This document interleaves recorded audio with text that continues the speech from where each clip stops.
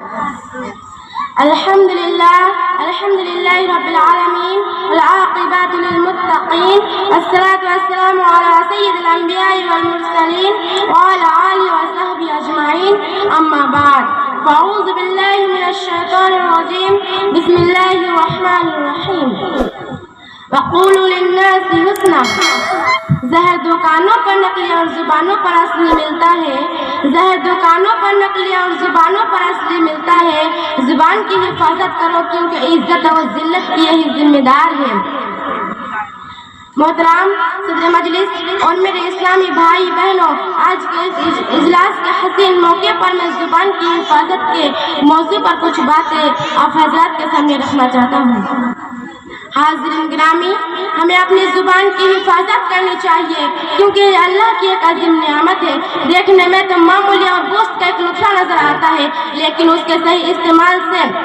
انسان کو سماج میں عزت و وقار حاصل ہوتا ہے اور غلط استعمال سے ذلت و رسوائی کا سامنا کرنا پڑتا ہے۔ زبان دل کا ترجمان ہے، اسی زبان سے انسان کی سوچ اور فکر کی صحیح تعبیر ہوتی ہے۔ انسان اسی زبان سے قرآن کی تلاوت کرتا ہے، دین کی دعوت اور تبلیغ بھی کرتا ہے، تو دوسری طرف زبان سے اکثر و بیشتر اللہ کی نافرمانیاں بھی ہوتی ہے۔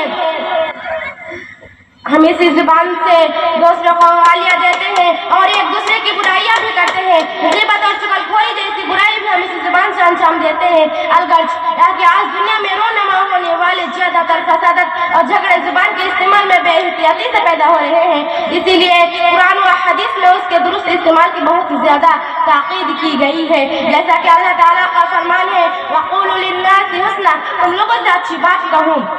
اور دوسری جگہ ارشاد باری تعالیٰ ہے وَقُلْ لِعِبَادِيَ الَّتِي هِيَ أَحْسَنُ، اور میرے بندوں سے کہہ دیجئے کہ بہت ہی اچھی بات منہ سے نکالا کریں۔ سرکاری دو عالم صلی اللہ علیہ وسلم نے اکثر صحابہ کرام کو وصیت فرمائی ہے کہ اے میرے مخلص ساتھیوں، زبان کو بری باتوں سے بچائے رکھنا اور اس کا غلط استعمال نہ کرنا۔ ایک حدیث میں صلی اللہ علیہ وسلم نے فرمایا مَن يَزْمَنْ لِمَا بَيْنَ لِحْيَيْهِ وَمَا بَيْنَ رِجْلَيْهِ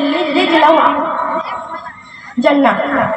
جو شخص اپنی زبان اور سرمگاہ کی حفاظت کی مجھے ضمانت دے گا تو اس کو جنت کی ضمانت دوں گا۔ ان آیت و حدیث سے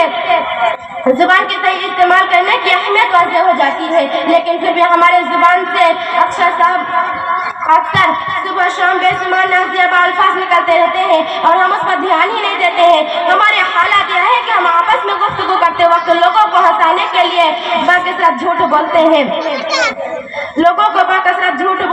اور اسے شعر و تفریح کا نام دیتے ہیں۔ حدیث میں ایسے لوگوں کو جہنم کی وعید سنائی گئی ہے اَيُّ الَّذِي يُحَدِّثُ فَيَكْذِبُ لِشَيْءٍ